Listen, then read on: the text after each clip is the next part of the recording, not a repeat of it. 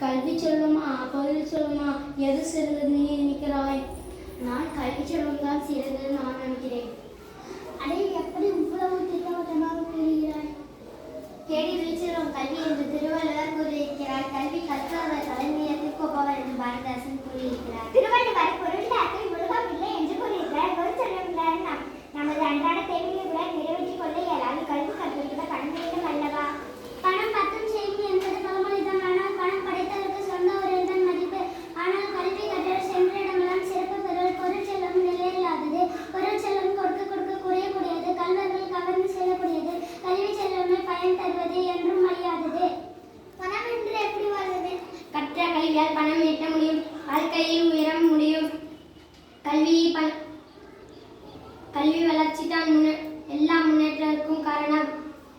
உண்மைகளை கண்டறியும் பணம் தேவைப்படும் அல்லவா? கல்வினால் அறிவு வளர்வது, நன்மை தீமை நிலை பல்வேறு முடிகிறது. நல்வழியில் வாழ முடிகிறது. கல்வி இன்றியதான், ஆனால் பொருள் செல்வம் அவசியம். இருவரும் தமிழாசிரியரை சந்தித்து இது குறித்து பேசுகிறார்கள்.